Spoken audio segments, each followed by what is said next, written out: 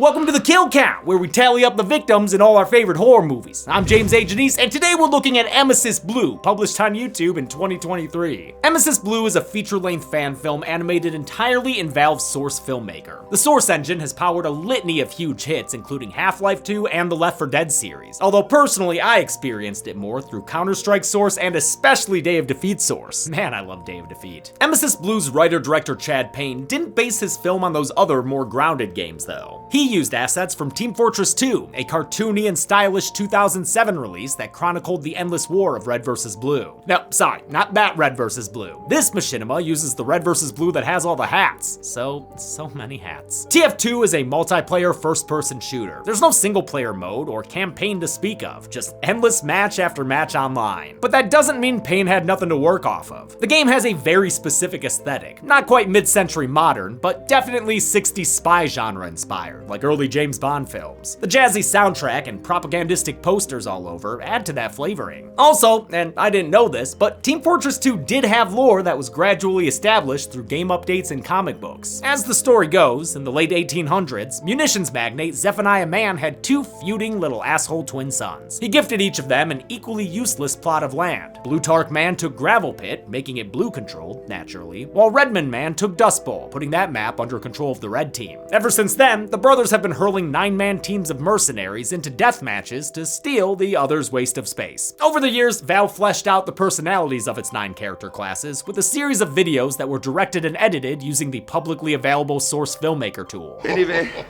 that's how I lost my medical license. Archimedes! No! For his feature-length Source debut, Payne took that same software and the broadest strokes of the game's lore, but left out its sense of humor to create something much more disturbing. I was intrigued when I heard about Emesis Blue because Team Fortress 2 is, no joke, probably top 3 games in terms of hours of my life I've spent playing. I used to take my laptop to lectures in college and play it in the back of the auditorium. Don't do that, it was fucking dumb. Payload was my favorite. I mostly mained soldier, but also medic like a mofo with friends. I absolutely love TF2, both for its gameplay and its sense of humor. The way the characters act and sound in the game is hilarious, and I watched those Meet the Blank videos as they came out. I was delighted to learn they still hold up now, a dozen years later. They're well made and legitimately funny, just like the game itself. Emesis Blue follows 2 storylines, one of a medic looking for his missing patient, the other of a spy and his soldier assistant searching for a kidnapped governor. Their storylines intersect and get tangled at a slaughterhouse of horrors, which houses a respawn machine created to provide the warring Man brothers with their infinite troops. The respawn machine is central to the whole film, which explores the side effects of that technology and what happens when it starts to malfunction. If you've watched Emesis Blue and still didn't know that was the story, don't worry. The movie is a bit on the opaque side, avoiding flat-out explanations and instead reveling in its nightmarish tone. Between the time jumps and time loops, it's easy to get lost. And even after watching this several times, there are still certain things I don't understand. But that doesn't really bother me, because this thing is nothing short of a technical masterpiece. Every shot makes it obvious why it took Chad Payne 5 years to finish the film after releasing the first trailer. It's creatively directed, which is doubly impressive given how it was made. Payne clearly has a cinematic eye and a sense for suspense. Yeah, I was lost sometimes, but I can't understate how impressed I was by this thing. In a film about infinite troops fighting in an endless war, there have gotta be a lot of kills to count. So let's get to them. The movie begins with nightmarish test footage of a respawn machine. Feels like something out of the back rooms. It leaves this Day of Defeat soldier with his eyes hurting. They shouldn't be hurting though. They're not even there. Idiot. On Halloween night, 1968, Dr. Fritz Ludwig, aka the medic, reveals he has the same nightmares I do. Lots of dead bodies to count. From what I can tell, there are 6 red bodies being dumped into this, sewer tunnel. The medic's also a Kubrick fan by the looks of it, and might have latent fears of evil gonzos and or tickle monsters. But don't worry, Doc, that shadow's just a scout. The scout, real name Jeremy, tells his doctor friend that he's been having nightmares about being followed. The medic knows a solution here.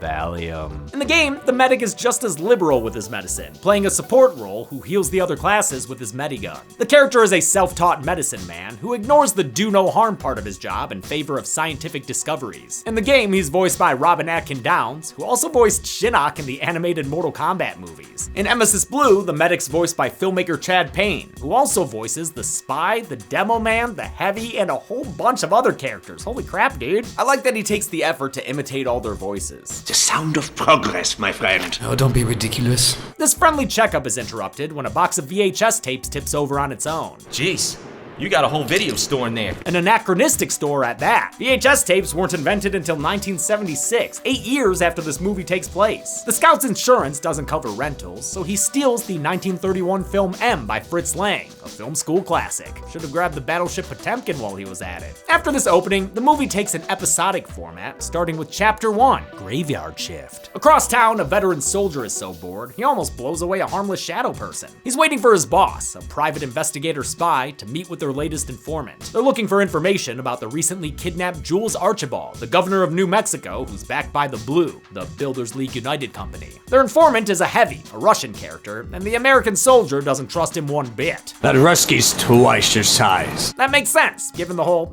Cold War thing. Don't forget, this movie and the game take place in the 60s. In the game, the Heavy is an enormous jovial man named Misha. He likes to sing the baritone songs of his people and eat a steady diet of sandwiches. That keeps him big strong, so he can carry around Sasha, his 330-pound Gatling-style minigun. Meanwhile, Game Soldier is a crazed American patriot who was rejected by every branch of the US military for being too crazy. He went on a one-man World War II campaign that didn't end until 4 years after the war was over. His voice is very much styled after George C. Scott's depiction of General Patton. We're going to cut out their living guts and use them to grease the treads of our tanks. And from that day forward, anytime a bunch of animals are together in one place, it's called a zoo. In the game, he was voice acted by the late Rick May, who sadly died of COVID in 2020. But I do think Jazzy Joey Jr. does a good job emulating that style here. Also, I know the soldier's name is Jane Doe, but I'm gonna just call him Soldier. The Heavy informant doesn't show up empty-handed. What's on the briefcase? Dude, you can't ask that. It's the briefcase. In the game, the intelligence briefcase acts as the flag in capture the flag mode. You've gotta protect that thing, or else you risk disappointing the announcer lady. Alert,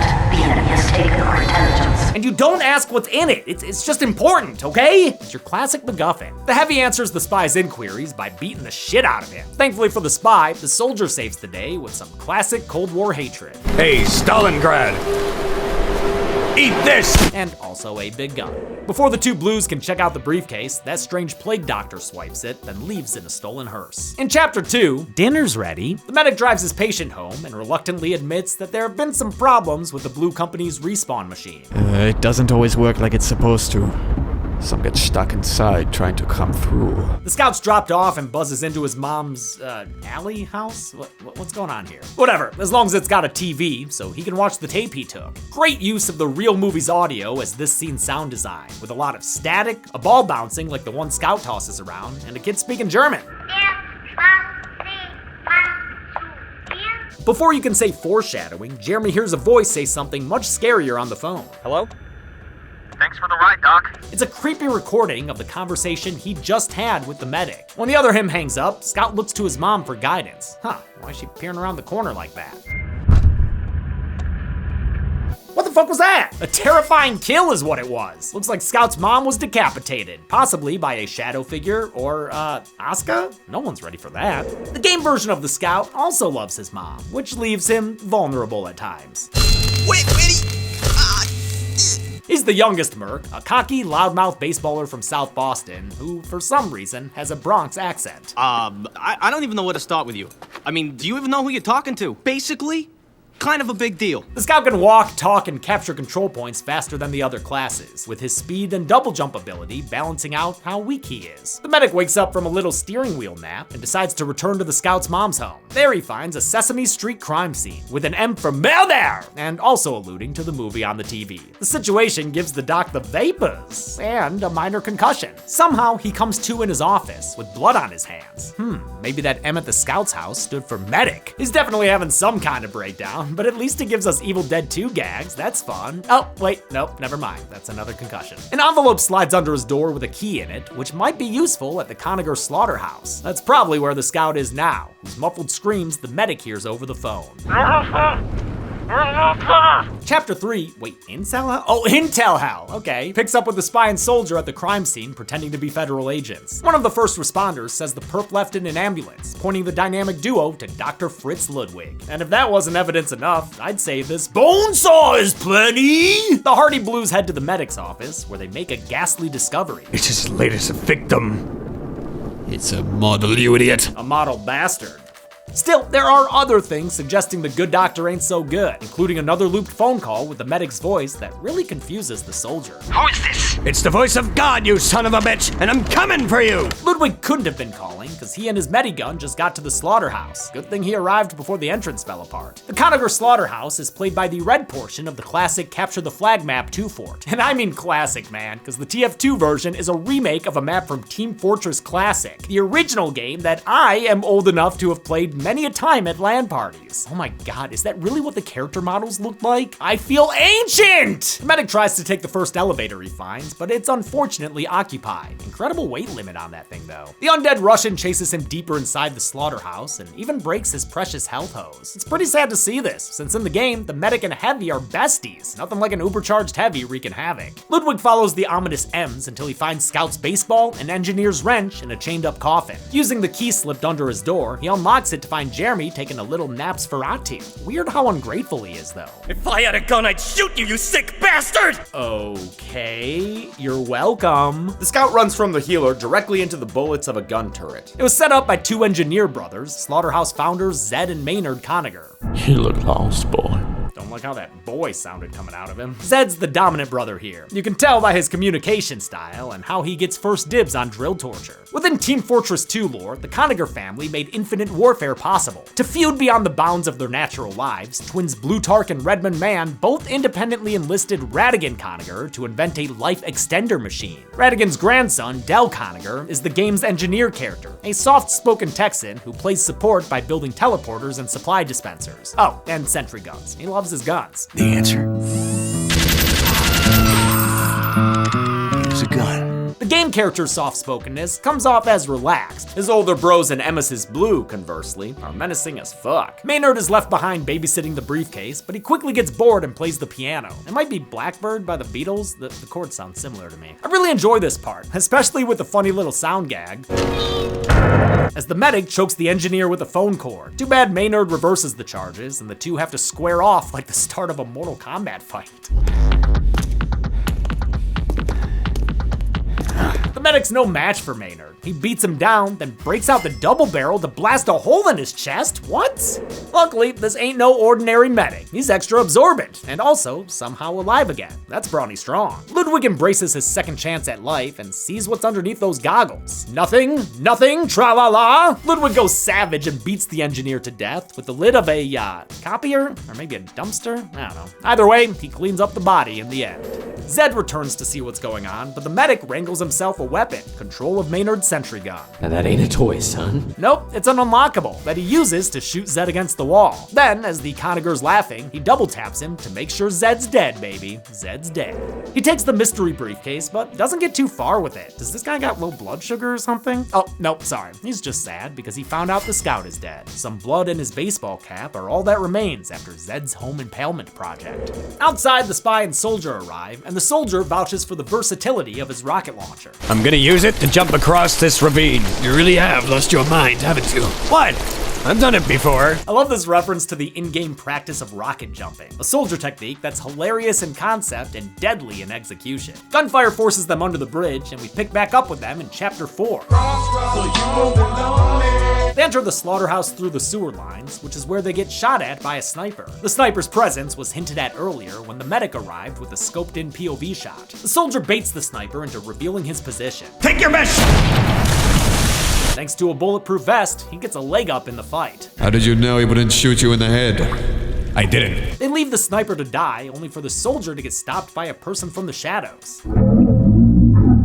Is that the teacher from Charlie Brown? Nope, it's the Pyro, known in Emesis Blue as the Butcher. If their white mask looks familiar, it's because they were seen at the Scout's house after his mom's head rolled. I don't think they killed Scout's mom though, since they were on the other side of the room from where her head was dropped. My assumption is that they kidnapped Scout, took him to the slaughterhouse, and gave him to the Conagers to put inside the coffin. The game Pyro doesn't have a name, nor speak more than muffled noises. A long-running rumor is that the Pyro is a lady, with Easter eggs like a purse in the Pyro's locker. The Pyro, as you'd expect, is an up-close and and burnt toast kind of fighter, but they might be the most compassionate class if we judge by personal perspective. Turns out they see the world as a baby-filled candy land, and their flamethrower has a trumpet that shoots rainbows. Aw, that's nice. Pyro brings the soldier to his knees, and when the spy steps up, the pyro shoots him in the leg. Further gunfire causes soldier to sprint away, separating him from his boss when a fire door slams shut. As the pyro approaches the spy, the sniper laughs at him, seemingly with his last breaths. Pyro becomes a shadow figure and knocks the spy out cold. Spies and pyros are natural enemies in the game, since the pyro's flames are an easy way to suss out spies who are invisible or disguised as teammates. The spy is a support class who can sabotage structures and kill enemies with a single stab to the back. They are annoying as fuck. The character is a besuited French rogue who talks down to the other classes while probably having sex with their moms. For sure the scouts. The spy in Emesis Blue, real name Detective Jacques Murnau, keeps the condescension but loses the suave sophistication. He's more tightly wound and at the end of his rope, mostly because he's stuck with the soldier as an assistant. Now by his lonesome, soldier rudely interrupts a conversation between two shadow men. He hurls a crowbar at them, what the fuck dude, and ducks towards the nearest rift in space-time. Huh, has that always been there? Oh yeah, there's also a salad fingers looking motherfucker, but it seems like he's busy right now. Okay, bye. The soldier walks through the portal right into a war that sees 9 dead bodies scattered around the trenches. Or maybe this is the war's wreck area? Either way, the Twilight Zone version of his boss catches a whole heap of flames in an attack of some extra crispy foreshadowing. Soldier also sees a scout get shot in the head, and I'll count him as dead, even though maybe he was just bitten by a radioactive bullet. Man, that little guy really doesn't work well with the respawn machine, huh? Soldier wanders back to reality and finds a drinking buddy in the form of a captured demo man from the red team. Soldier names him Cyclops. Maybe Cyclops can explain the plot so far. I want to know what the hell is going on here. I don't know. Damn it. The game's demo man is named Tavish Finnegan de Groot, a chronically drunk demolitions expert from a long line of Scottish demolition experts. He's a defensive class, great for blowing up structures and people. I mean, his default loadout is 2 different kinds of grenade launchers. Cyclops ain't only missing an eye, he's also missing an arm, but he negotiates his freedom with the soldier, only for another shadow person to show up and chuck a crowbar at him for a change. Haha. Oh wait, actually this isn't a change. It's a time loop and he just hit himself like an idiot. No time for an Amanda Show joke though, since the mutated scout is coming around the corner. The soldier takes his new friend to go as old double digits turns everything into creepy ass low fidelity. Wow, I love the distorted look of this attack. It's like we're watching it from a VHS that was copied from another VHS. Soldier ends it by sticking his crowbar into giant scout's forehead in what might be the world's first self-kill assist. Okay, you can go now. Cyclops leads the soldier to the promised cache of weapons. They also find damning evidence about the respawn machine. It's longer than you think.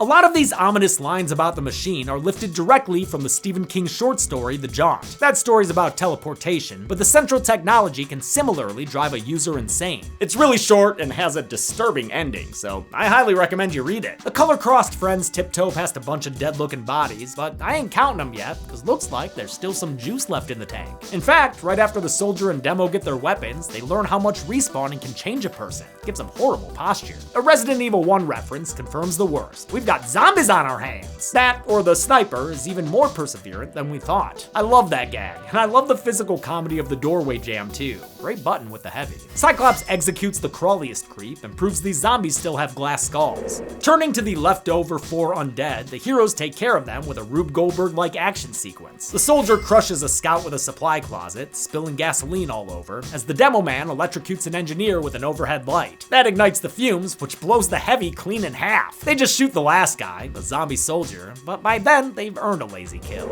Somewhere else in this place, Ludwig comes across a zombie of his own. Like literally, it's a red medic. A medic? Ludwig shocks his redder half with the broken end of his medigun and flees to an office that looks a lot like his. There, he discovers how that zombie red medic was killed in the first place. Apparently, he acquired Stalingrad's body and used it for experiments. The injection he gives the heavy peps him right up. One might say he's a bit too pepped up. I mean, the guy's so juiced, he thinks he can pull off that hat. The resurrected Russian chases Ludwig through various walls until he's distracted by the badly burned zombie red doctor. He finishes off the guy who brought him back to life with a handheld headshot. Stalingrad continues his top-heavy reign of terror right into the other storyline. He pins down the soldier and demo man beneath a statue of a giant chess piece, maybe? But before he can finish the job, Ludwig reappears and tells the heavy to go screw himself. The 3 non-zombies make it into an elevator where they escape the heavy and have a good laugh about it. Well, they have a laugh about it. Not sure how good it is. Boy, they've got a long way to go. What is this, the platform? Chapter 5, The Doorway, starts with a flashback. Back before he was kidnapped, Governor Jules Archibald offered the spy a deal. You wanted a promotion? Here it is. In exchange for a new car that will eventually get blown up, and a new sidekick who he can't fucking stand, the detective executes 3 political prisoners by shooting them right in the head bag. Aw, and these ones don't even have pictures painted on the outside. This is a guilty memory during the detective's torture at the hands of the pyro. Thanks to their efforts, we get to see the spy under his mask. Ooh, now do the pyro! Oh, never mind. Never mind. The pyro's face here is actually a notorious texture file used in Half-Life 2. It was sourced from an actual charred corpse. So I guess the realest kill you'll ever see on this show is in a Team Fortress 2 fan film. This era is weird. The odd triple reached the ground floor, and since Soldier doesn't know the medic, he's suspicious of that briefcase in his hand. That doesn't belong to you. I can explain. Yeah, in this movie, Dow. He tells the medic to sit and stay while he and the demo check the slaughterhouse jail. Wait, slaughterhouse jail? Are these cells for criminal cows? They find Governor Archibald behind bars. Oh, thank God! A rescue! He wastes no time shouting at the soldier for teaming up with the demo. He's bigoted against Cyclops because he's on Red Team. I mean, he might also be racist, who knows? A creepy wheelchair wheels by creepily, and after that distraction, the soldier finds everyone gone. Everyone except that Day of Defeat soldier. Man, it's weird seeing a realistic looking human in this space. Cyclops wandered off to a place he thought was a bar, and by the looks of it, it's the one in the Overlook. Covering for Lloyd as bartender is Del Coniger, the engineer from the game and younger brother to the now deceased Maynard and Zed. The demo's regrown eye should be a sign that something's wrong, but if that doesn't do it, you can rely on Del's creepy dialogue about the respawn machine. It's eternity in there. Meanwhile, the medic fights another reflection, and in my opinion wins, then finds the respawn machine itself, which has got some, all sorts of fun stuff inside. Looking like Lake Mungo in there. According to the machine, there's been a file corruption, but all you need to do is hit Y for a defrag. The medic complies, and turns out this really is a defrag, since the machine starts building a person and pushing them through the pipes. Alas, another error occurs, and the only thing spawning here is another Kubrick reference, with more blood than any cartoon human body could possibly hold. The soldier wanders into a war room entirely in black and white. This set is straight out of Stanley Kubrick's iconic 1964 satire, Dr. Strangelove, or How I Learned to Stop Worrying and Love the Bomb. That film's comic disregard for human life within the military-industrial complex is relevant to this scene, as the soldier listens to Archibald brag about the miraculous respawn machine. We found about 10 of them that are respawn compatible. Hold on a moment. What the hell is going on? He shot himself? Oh, bloody hell. Just throw him in the pit with the others. We hear the 10th Commando shoot himself over the phone, and I'll count it as a kill because we've seen this guy. He's that Day of Defeat soldier from the very beginning who's been haunting the TF2 soldier. We won't be counting any of these bastards of the round table though. I don't care how dressed up you are, you can't escape your skelly nature. Anyway, with the 10th respawner dead, that leaves us with the 9 familiar TF2 classes. Governor Archibald conscripted them to Blue Tark Man, then immediately called up his brother to make the same deal. Redmond, Jules Archibald, I have a proposition for you. The soldier starts to get scared by the skellies, but it's a sniper he should be worried about. A zombie sniper. Oh shit, a zombie pirate sniper. Yo ho ho. The soldier escapes into a lab where he shivers his timbers and finds a bunch of frozen test subjects. Might as well call this place Camino, cause they all be looking like him. The only person here who doesn't look like him is the demo man, who the soldier finds frozen on the ground. He had mistaken the faulty laboratory sign for a bar entrance, and for his troubles, he becomes a cyclopsicle, frozen in true Jack Torrance style. The spy is still simmering with the pyro, but during a phone call, he pulls a predator and slips his bonds. The spy shoots his former captive to the ground, then celebrates with a cigarette. He pays for poorly discarding it when things get toasty, and his entire body ignites. It burns him badly before he can put himself out in the nearest raw sewage. The medic's messed up from the horrors he's seen, but he ain't seen nothing yet. A baseball leads him into the scout's mom's house, which now has a warp door at the end of the hall. Through that is another rip in space-time. He creates a time loop of sorts when he's revealed to be the reason that box of tapes fell over. Is he also the reason for the scout's mom's death? Maybe. Dude's having fucked up delusions about it, where he looks straight out of Coraline. This is when the still living pyro finds him, lit up in a blaze of glory. The doctor escapes into the slaughterhouse chapel? What? Is this a chapel for hogs? Is there a hog god? What is this place? The medic only has time to put on a crucifix before the pyro appears again and summons a fireball. No, he's just on fire. Here, Doc, have a little fire for your face. Ha ha ha. Doc don't like that, so he grabs a ground gun and shoots Pyro in the head, putting an end to Burning Man faster than a bunch of rain and poop floods. Wow, even cuts their head off and everything. Yeah, that'll do the trick. You know, I hope Ludwig's doing okay mentally. Oh, so probably not, huh? Somewhere else in this slaughterhouse, Archibald's on the phone saying he's not a war criminal. He's just a guy who's been profiting off of war. The war is their business, and mine is to drag it out for as long as humanly possible. That infernal, unholy contraption is my lifeline. Archibald runs into his former hitman, but the spy is burnt up and growly now. I did your dirty work and hid it from everyone, and look what it did to me. It made him whole face. Archibald can't grovel hard enough to keep the spy from shooting him between the eyes, ending the mission that ruined his selfie game forever. With the zombie sniper still after him, the soldier hides in what ends up being the training room for new respawnable recruits. Turns out all the subjects were death row inmates who signed over their bodies to be used after execution. The good news is, you're not on death row anymore, since you're technically already dead. Soldier learns that Archibald personally executed his original self. Even more shocking, though, is that in this universe, Lyndon B. Johnson is real. Looking like a real guy here. What's he doing presiding over a bunch of cartoons? The one-legged sniper finally catches up to the soldier for revenge, touting a rocket launcher and finally getting to speak some lines. Do you have any idea how long I've waited for this? Longer than you think. In the game, the sniper is named Mundine and was born in New Zealand but raised in the Australian outback. He's a hired killer who takes his job seriously. Oh, and he throws jars of pee at people. Get ready! Sniper sees the pyro pop their head around the corner before it falls to the ground. Since this is the medic wielding an axe, I've got to go with the popular theory that Ludwig is responsible for killing Scout's mom. He's doing the same trick here, and it explains why Scout was so mad at him when he let him out of his nap coffin. He's probably experiencing psychotic breaks due to the respawn machine, during which he does stuff like murder. And he might even be that plague doctor mask guy. I mean, who the fuck knows? The medic's axe swing takes the zombie sniper to the ground. See you on the other side. Soldier double taps him for good measure. Zombie or respawn, you gotta make sure to destroy the head. Just when we think we might get some answers about what Emesis Blue even is, the medic is conked out by the detective. He's in a hurry to get to chapter 6, Catabasis, a Greek word referring to when the hero of a story takes a journey to the underworld. You know, like in Hades Town. The spy sits the medic and soldier down for a friendly game of French roulette. I am the only sane man here. Certainly looks it. The soldier goes first and survives, the detective follows suit, and then it's the medic's turn.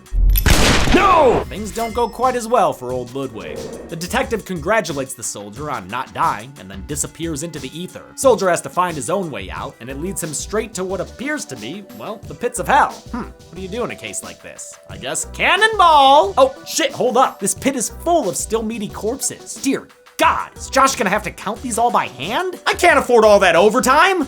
Wait a damn second. Rewind! Yes, back to the boardroom part. Let me hear old Archie Warbunker on the phone again. We have about 800,000 corpses on site, and we're not really sure what to do with them.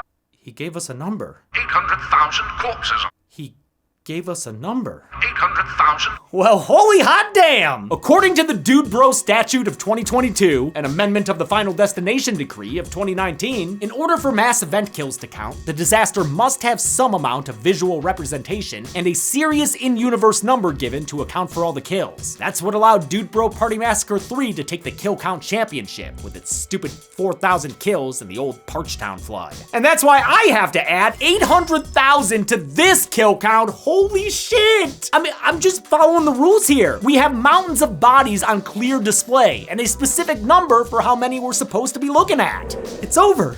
My long personal nightmare is over. The soldier tries to escape a corpse dump truck, but it scoops up his rocket launcher and he gets covered in dead clones of himself trying to get it back. When he finally reacquires his giant boomstick, he finds himself stuck at the most literal depiction of hell yet. This is a reference to Lars von Trier's The House That Jack Built, where this broken bridge was, in fact, in hell. Stalingrad shows up in his little shredder hockey mask thing, allowing the soldier to finally test out his rocket jumping skills. Not pretty, but it got the job done. Too bad someone shoots him and he falls back into the pit anyway. He climbs out of a well and learns that his life was just saved by a flask. Good thing his favorite bourbon is Bullet. Now, I can't tell if he fell through this portal he sees, but some awful howling encourages him to retreat through these pipes and eventually up through a manhole. He exits right into the beginning of the movie. Wait, what the fuck? Turns out he was the shadow person he saw and almost shot from the car. But this can't be a perfect time loop because this other him is killed when his car blows up.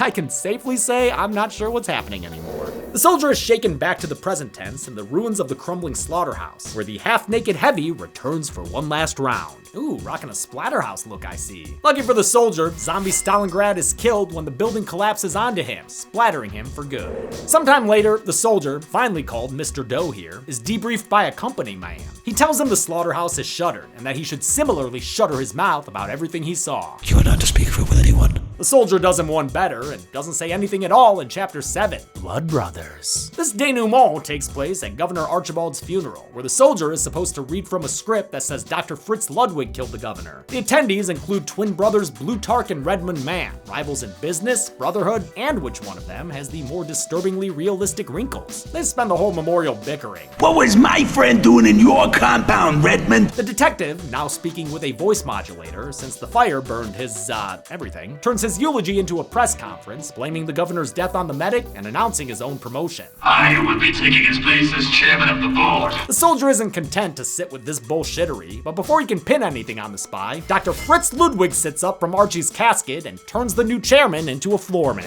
All hell breaks loose and the bodyguards start guarding bodies. The medic pops one in the throat, but doesn't turn the gun against the soldier. Boy, is the soldier glad he was nice to that guy. The medic walks outside where a blue brand truck full of blue brand goons try to get the blue brand jump on him. The soldier sacrifices his funeral party grenade to save the doctor, then tosses him the still mysterious briefcase. Blutarch Man's hasty getaway ends a couple of blocks away in a nasty car crash that instantly kills his driver. Blutarch isn't so lucky. He's alive, but a broken man. The soldier finds him in this rough fur shape and shows mercy by putting Blutarch down. Boy, that sure is a lot of mercy. Probably more mercy than face at this point. Ludwig manages to flag down an ambulance and momentarily gets lost in tender memory of the healer he once was. But then the cops open fire and he goes back to doing as much harm as possible. Just the most harm. Redmond Man finds his brother's corpse in his car and stops to pay his final respects. I won!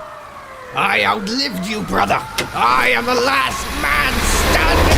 He truly was the last man standing for just about 2 minutes, then he was mostly laying down.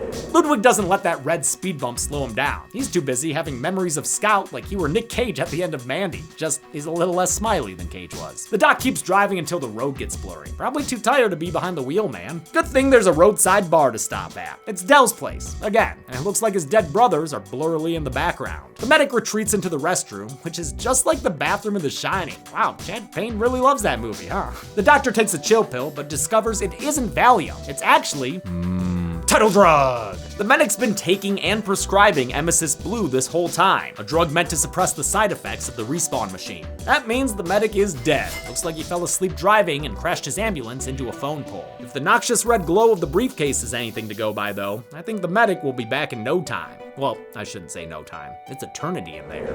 Whew, counting the kills in this thing takes longer than you think. But I'm done now, so let's get to the numbers. Oh my god, it was eternity in there! I was able to get so much done! Is there any way to get back? Please? Does anything else want to fall on me? I never thought I'd see the day, but I counted 800,054 kills in Emesis Blue. And you know what that means. Zoran, get in here! Everybody, your winner and new kill count world champion, Emesis Blue! How is that any less obscure than Dude Bro? Get out of here! Anyway, every kill in this thing was a dude, except for Scout's mom, so a pie chart is pretty much useless. But may I offer you a bar graph with how many times each class died? This excludes the big groups, obviously, but looks like the medic and the scout tied for most deaths at 5. And congrats to the demo and the pyro for only dying once each. Finally, with a runtime of 108 minutes, that left us with a kill on average every 0.00013 minutes, or 0.008 seconds.